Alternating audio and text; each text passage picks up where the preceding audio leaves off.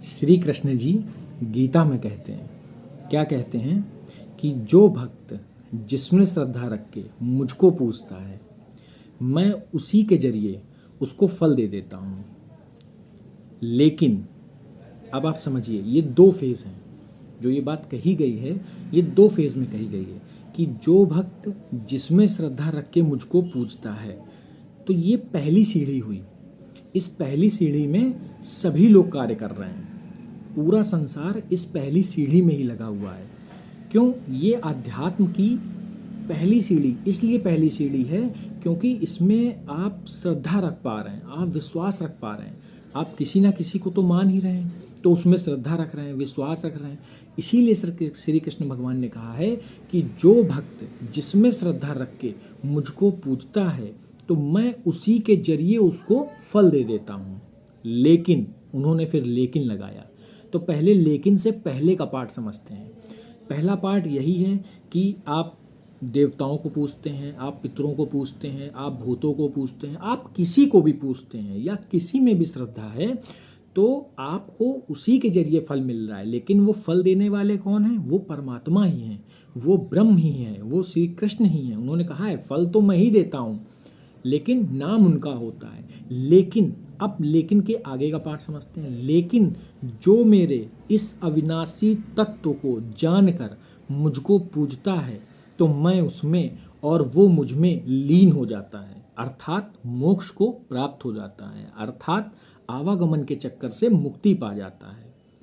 तो आप समझे कि जो मेरे इस अविनाशी तत्व को जान के, ये अविनाशी तत्व क्या है? यही ब्रह्म है, यही परमात्मा है, यही ईश्वर है, और यही हमारी अंतिम सीढ़ी है। फाइनल डेस्टिनेशन हमारा यही है, परमात्मा को प्राप्त करना। पहली सीढ़ी में तो संसार के सभी लोग हैं, लेकिन कोई विरला ही है जो इस फाइनल डेस्टिनेशन पे पहुंचता है, जो इस अविनाशी तत्व को जानता है, जो कि परमात्मा है, जो कि ब्रह्म है। तो हमें इसी अविनाशी तत्व को जानना है, तब बात बनेगी। इसीलिए श्री कृष्ण भगवान कहते हैं, जो मुझको सब में और सब में मुझको देखता है, वो भक्त मुझे सबसे ज़्यादा प्रिय है। ऐसा इसीलिए कहा गया। क्यों? क्योंकि उसको परमात्मा के दर्शन हुए और वो सभी में श्री कृष्ण को देख रहा है और सब में श्री कृष्ण को देख रहा है। तो बात ये है। तो हम लोग पहली सीढ़ी पर तो हैं, नो डाउट, लेकिन हमको अंतिम सीढ़ी जो है हमारी, वो है ब्रह्म ज्ञान, वो है परमात्मा का ज्ञान। हमें उसको भी जानना है, और अगर ये जानना है तो उसके लिए हमको सही गुरु करना पड़ेगा। क्यों? क्योंकि ये भी हमारे धर्म ग्रंथों में लिखा हुआ है कि बिन गुरु भव निधि तरय न कोई, चाहे विरंची शंकर सम हुई। अर्थात हमें बिना गुरु के ज्ञान भी संभव नहीं है। तो इसलिए अगर हमें परमात्मा को पाना है, ब्रह्म को पाना है, तो हमें सही गुरु करना पड़ेगा। और गुरु मिलने के बाद 1 सेकंड भी देरी नहीं होगी परमात्मा के दीदार में। आप इतिहास उठा के पढ़ सकते हैं, इतिहास गवाह है, जिनको भी गुरु मिला, जब तक गुरु नहीं मिला तब तक देरी हुई, लेकिन जैसे ही गुरु मिला तो लिखा हुआ है कि पलक झपकने में समय है, लेकिन परमात्मा के दर्शन में समय नहीं है। फूल मसल्ले में देर हो सकती है, परमात्मा के दर्शन कराने में देर नहीं हो सकती है। तो सभी को दर्शन हुए हैं और परमात्मा को देखा जा सकता है, बिल्कुल देखा जा सकता है।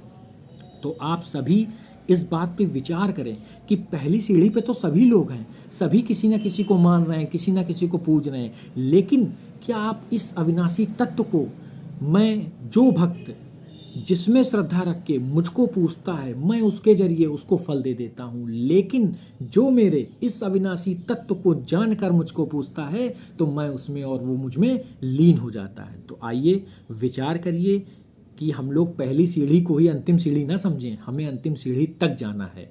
धन्यवाद।